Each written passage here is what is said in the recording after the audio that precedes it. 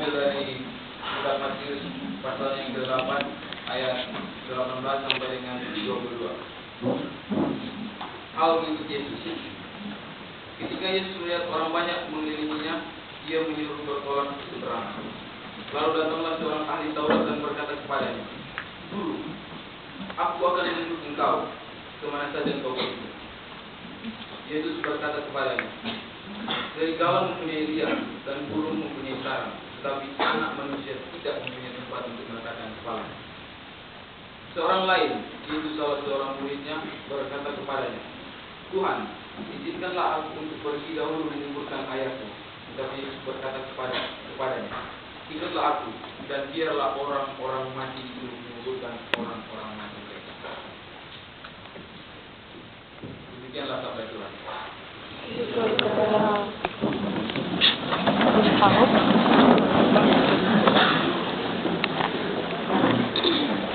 Teman-teman serta para pendidik, tadi kita telah mendengar bagian inti dari kebenaran dari Alkitab ini. Dan dengan membaca ini, dengan membaca perikop ini, saya mengambil satu kesimpulan bahwa hal mengikut Yesus itu sangatlah sulit. Mengapa demikian? Ini mengapa demikian? Apakah yang bisa menjawab hal mengikut Yesus itu sulit? Dari antara anda ini kalian, apakah bisa menjawab mengapa saya mengatakan hal mengikut Yesus itu sangat sulit? Apakah ada? Untuk itu, mari kita sama-sama menentukan. Saya punya dua pertanyaan di sini. Yang pertama, saya ingin bertanya, tapi saya mohon kejujuran daripada kita semua yang mendengarkan firman Tuhan ini. Pertama, siapa yang merokok ini? Siapa yang merokok? Angkat tangan Anda. Jujur.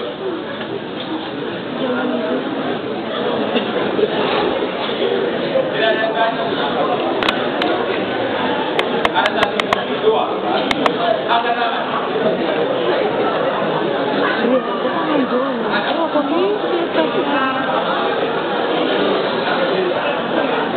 Ada. Ya, terima kasih untuk kejujuran Anda. Sebenarnya saya juga ini pernah merokok. Jujur ya, saya juga ini pernah merokok, tapi saya merokok waktu SMP. Waktu SMP. Tapi sekarang sudah, saya sudah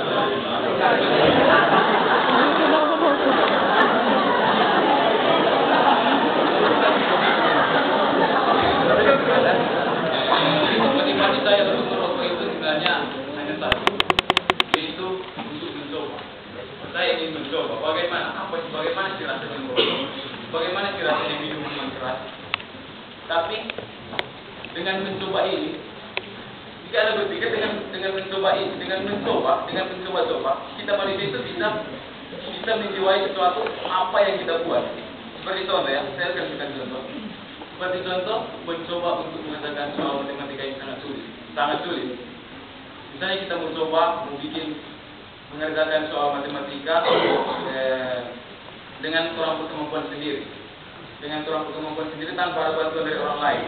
Dan ketika kita mampu untuk mengerjakan soal matematika yang sulit, maka kita dapat menjiwai cara bagaimana cara mengerjakan soal matematika itu.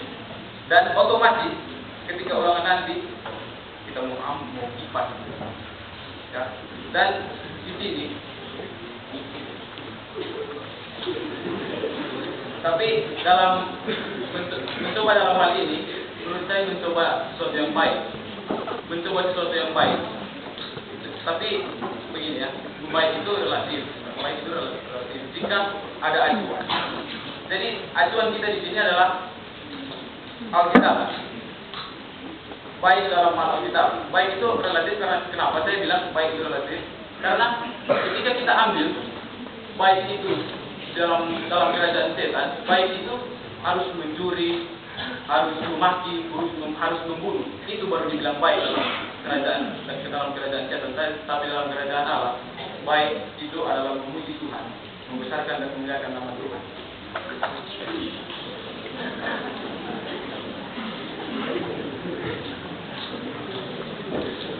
Dan pertanyaan tadi, siapa yang merokok itu? Saya mengharapkan kepada Anda untuk tidak merokok lagi, karena saya mengambil satu kesimpulan bahwa merokok itu adalah dosa. Merokok adalah dosa. Mengapa? Mengapa merokok itu dosa? Pasti di antara teman-teman sekalian saya bertanya, siapa saja yang boleh merokok itu dosa? Saya pernah bertanya pendapat teman saya. Dia ada di sini. Dia adalah seorang juara gereja Demo. Saya bertanya, menurut Anda merokok itu dosa atau tidak? Menurut dia sangat dosa karena merokok adalah dosa fatal. Ya, sangat benar. Saya pernah membaca buku. Saya membaca buku ini. Buku ini yang perikopnya tentang mengapa rokok itu dosa. Dia mengatakan bahwa dalam firman Tuhan dalam Roma 12 ayat 1 berkata, karena itu saudara-saudara, demikian kemurahan Allah, aku menasihatkan kamu supaya kamu mempersembahkan tubuhmu sebagai persembahan yang hidup, yang kudus dan yang berkenan kepada Allah.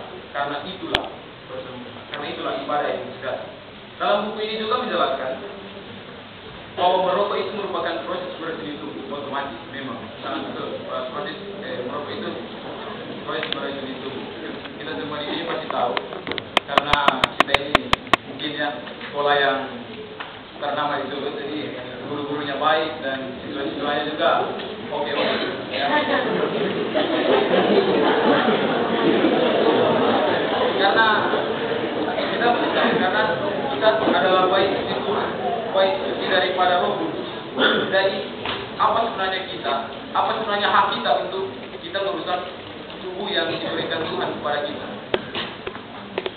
Dan saya berpikir sebenarnya saya bingung ya. Saya juga berpendapat bahwa sebenarnya merokok itu tidak benar, tidak dosa ya. Tapi karena saya berpikir terus ternyata memang betul. Menurut saya merubah pandangan saya bahwa memang merokok itu adalah sebuah dosa. Yang kedua, pertanyaan saya, harap jawab dulu saya.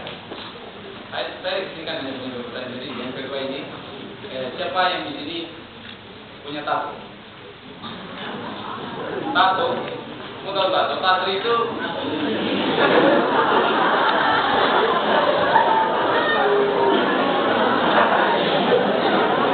siapa yang di sini punya tato?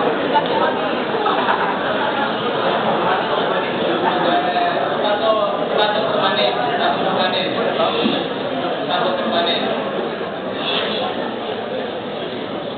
Tidak ada? Tidak ada? Saya juga ada tato ya. Saya ada tato. Tapi tato yang temporer. Dia umurnya cuma 2 minggu. Tato itu, jika kita lihat secara definitif, kalau kita melihat secara definitif, tato itu sebenarnya adalah sebuah gambar.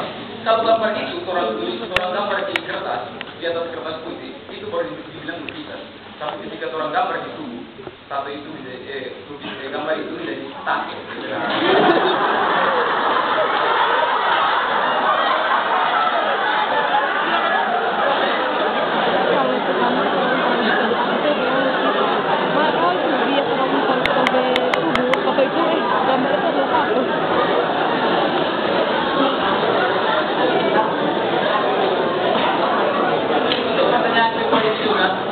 Saya mengatakan bahwa tato adalah dosa.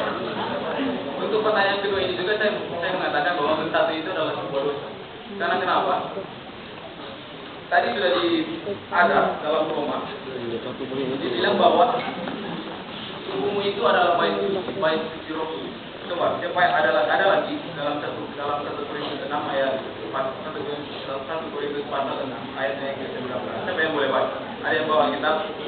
Baca kebenaran Kristus, ada di kitab. Dan ini tidak dikarang-karang. Siapa yang ada kitab baca?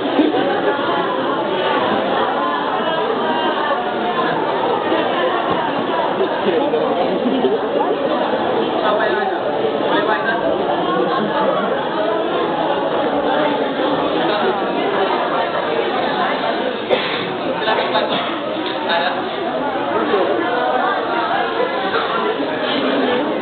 Kalau tidak ada, biar saya baca. Satu Korintus pasal 6 ayatnya yang ke-19. Atau tidak tahukah kamu bahwa tubuhmu adalah baik Roh Kudus yang diam di dalam kamu, Roh Kudus yang kamu peroleh dari Allah, dan bahwa kamu bukan milik sendiri. Jadi, orang tubuh ini sebenarnya bukan milik orang sendiri, dan melainkan milik Allah. Coba kita berpikir, kalau kita andaikan bait Allah itu seperti bangunan sekolah kita tercintai di SMA lokal, bangunan SMA lokal. Kalau misalnya bangunan ini orang sore-sore, kan saat itu sore-sore subuh. Coba Anda pikir, kalau bangunan ini orang sore-sore, coba Anda sore ke sini. Anda sore di mana-mana. Pasti DP pemilik akan marah pada orang. Karena bangunan itu terasa tidak berseni. Merasa rusak, tidak usah jauh-jauh, pasti Pak Mak saja memarah. Pasti akan memarah pada orang. Jika orang berusaha, jika orang sore-sore bangunan ini. Seperti itulah halnya kerajaan Allah, saudara-saudara.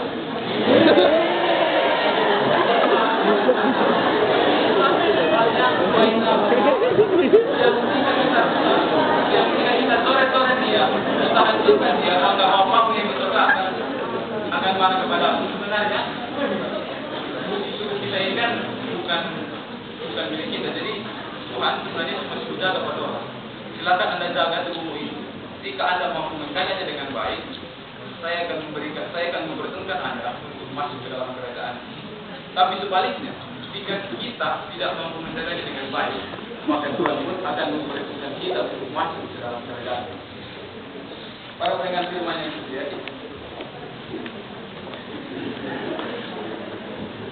mengapa saya memberikan dua pertanyaan ini? Sedangkan menurut kalian itu untuk pembacaan Al-Mujib itu jauh kaitannya. Mungkin ya jauh kaitannya dengan pembacaan kita tadi. Tapi karena mengikuti itu perlu perlu dua. Sebenarnya ada banyak yang kita perlukan untuk mengikuti, tapi saya hanya mengambil dua contoh. Mengikuti itu perlu dua poin ini. Karena kita untuk mengikuti itu kita butuh suatu kesucian. Kita tidak boleh kotor, tidak boleh rusak.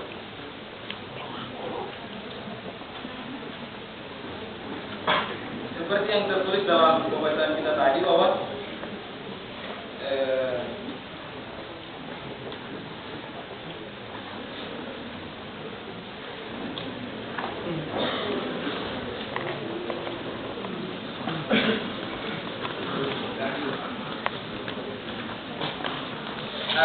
saya ingin minta pendapat Anda.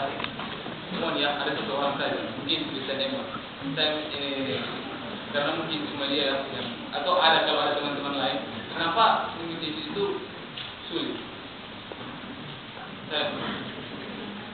Mengapa mengikuti? Atau pandangan Anda beda?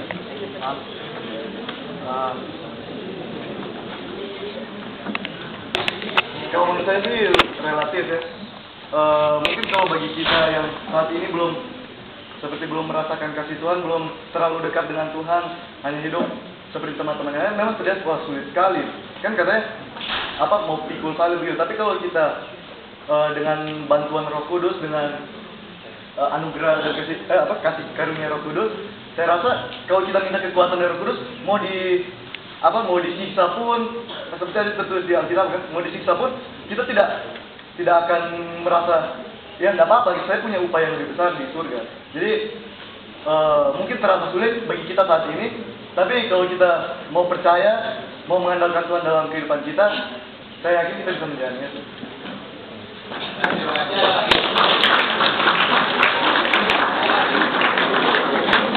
Ada lagi mungkin perwakilan dari kelas 1 atau kelas 2?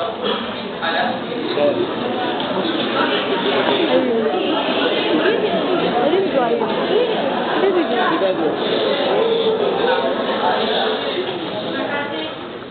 Di sini tadi kakak bilang hal mengikut Yesus itu susah. Memang hal mengikut Yesus itu susah. Kehidupan kita duniawi kita susah, seperti minum, merokok dan seperti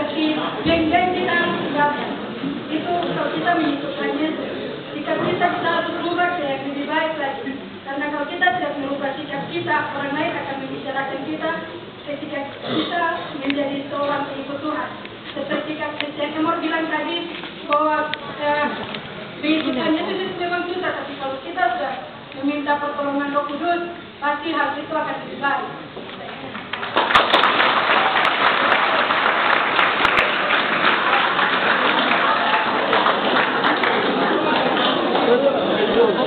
Dari kelas 1 ada?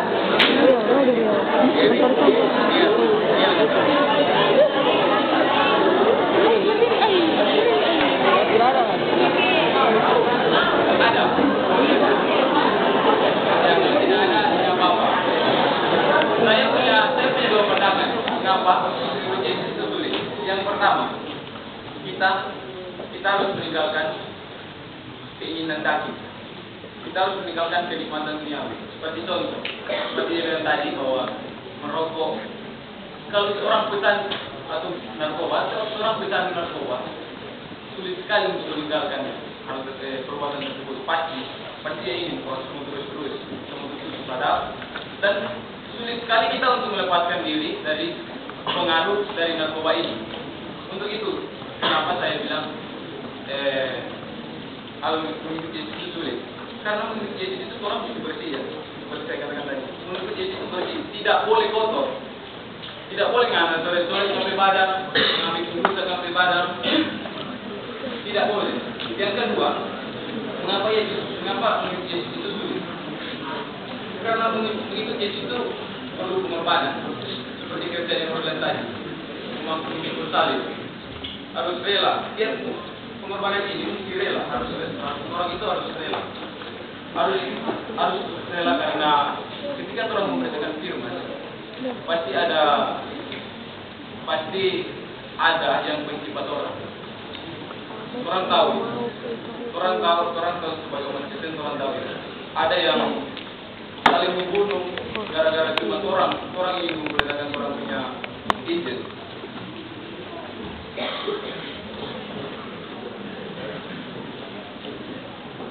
Tapi itulah konsekuensi dari mengikuti Yesus. Karena itu, saudara-saudaraku, bersyukurlah kamu selalu dan pujilah Kristus, muliakanlah namanya dan isi penuh tubuhmu dengan firman Tuhan. Kenapa sih kita harus mengisi penuh tubuh kita dengan firman? Karena dengan banyak belajar firman Tuhan, kita akan lebih mengenal Yesus, serta kita bisa mengisi penuh tubuh kita dengan firman. Dan karena akan tiba waktunya pada saat yang seluruh sumber firman di muka bumi ini akan hilang. Jadi Alkitab ini mungkin pada suatu waktu akan hilang, tidak ada lagi. Ada dalam itu tertulis pada kitab Amos pasal 8 ayat 11 sampai dengan 14. Di situ dia menceritakan tentang lapar dan haus. Bukan lapar akan makanan dan bukan haus akan minuman, tetapi lapar dan haus akan firman Tuhan. Jadi pada intinya, selama orang hidup di dunia ini, isi orang punya tubuh dengan firman Tuhan. Belajar selalu firman Tuhan. Kenyangkan orang bertubuh itu dengan firman Tuhan. Karena ini Alkitab ini akan hilang. Supaya kalau Alkitab ini itu hilang, orang sudah tidak bisa dicari. Orang suka yang dengan firman Tuhan. Orang suara Kristus itu orang bertahan. Karena sebab kamu itu telah dibeli dan harganya telah lunas dibayar. Karena itu muliakan Allah dengan tubuh.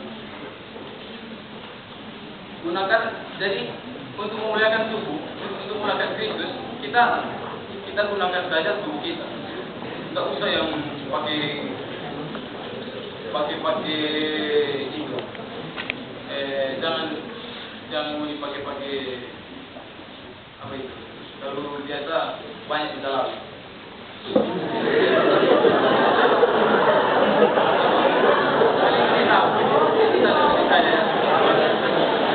Jangan pakai barang-barang yang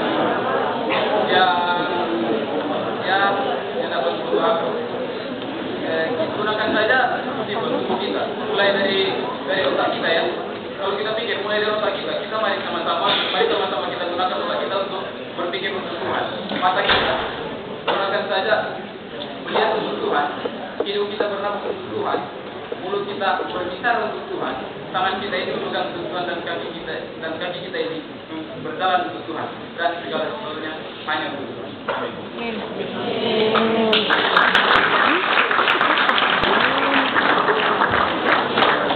Ini rekamnya. Kenapa ya?